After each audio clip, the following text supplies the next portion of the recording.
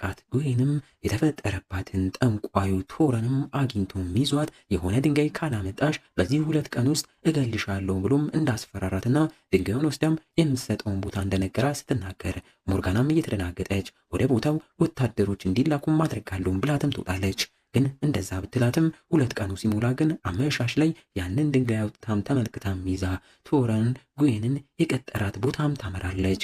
ይህ ሲሆንና ድንጋዩ ሲበራም መርሊንም ከተኛበት ባኖ ነቅቶ ስሜቱ ወደ ተሰማው ቦታም ሲያመራ ሞርጋና ብቻዋን ካምሎት ከተማ ለቃ ስትወጣም ተመልክቶ ሳያስነቃ ከኋላዋም ይከተላታል። እዛውም መርሊን ከርቀት ተደብቆ ይህንን ሁላ ንግግርም ሰምቶ እየተናገጠ የሚያደርገው ግራ ገብቶ ተጨንቆም ውሎ ወደ ድራገኑም ጋር በማምራት ምክር ይጠይቃል። በባለፈው በሻሞላው ጉዳይ ያኮረፈው ድራገኑም በአሁኑም ከሰማከ ልንገርክ፣ በዚህ ጉዳይ ጣልቃ አትግባ። ሞርጋናም ኡተርን እንደፈለገች አድርጋ እንዲሞትም ታድርግ። ማጂክም ተመልሶ ወደ ካምሎትም ይምጣ፣ እኛም ነፃ እንውጣ።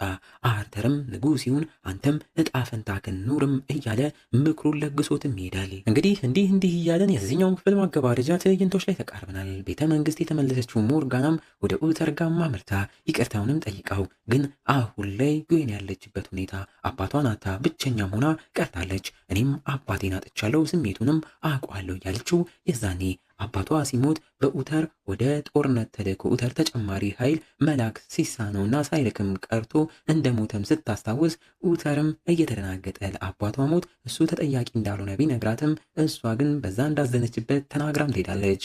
ከቆይታ በኋላም ኡተር ያለችው ነገር ውስጡን ስለከነከነው ወደ እሷም በድጋሚ አመርቶ በማዕከላቸው ከሰሞኑ የተፈጠረው ሁላ ስህተት እንደሆነም ተናግሮ ይቅርታም ሲጠይቃት ሞርጋናም ሆዬ ወዲያው ይቅርታውን ተቀብላ ለምን ይህን ቅሬታችንን ወደ አባቴ መቃብር ቦታም ነገ አብረንም አመርተን አንፈታውም የሚል ሀሳብ አምጥታለት ኡተርም በደስታ በሀሳቧም ይስማማል።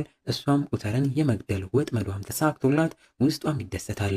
ወዮ ወዲያውም በድብቅ ወደ ቶረንጋም አምርታ እቅዷ እንድትሳካና ለነገም እንዲዘጋጅ ነግራው ስትመለስ መርሊን አሁንም ያንን ከርቀት ተደብቆ እየተመለከተ በነጋታው ጠዋት ሞርጋናም የተደገሰለትን ያላወቀው ኡተርን ከጠባቂዎቹ ጋር ይዛ ወደ አባቷ መቃብር ቦታም ስታመራም መርሊንም ከመከተል ራሱን ቆጥቦ ከርቀት እያያቸው ኡተር ይሙትም ብሎ እዛው ቢቀርም እሱ ጋር ግን ጉዌን ደርሳ ስለሞተው አባቷም እያወራችሁ በንዴት ኡተር ቢሞት እንደምትመኝ ስትናገር መርሊንም የምር አሁን ላይ ኡተርን የመግደል እድል ብታገኝ እንደምትገለው ሲጠይቃት እሷም ነገሩ ላይ ትንሽ አሰብ አድርጋበት በጭራሽ ምንም ያህል ለአባቴ ሞት ተጠያቂ ቢሆንም እኔ እሱን ከገደልኩት ነፍሰ ገዳይ ይሆናለሁ፣ ከሱስ በምን ተሻልኩም ብላም ስትናገር ይህን የሰማው መርሊንም ልክ እንደሆነች ነግሯት በፍጥነት ወደ ቤቱም አምርቶ ያንን የማጂክ በትር እስካሁን አስቀምጦት ነበርና እሱም በመያዝም ይገሰግሳል። እነ ሞርጋናም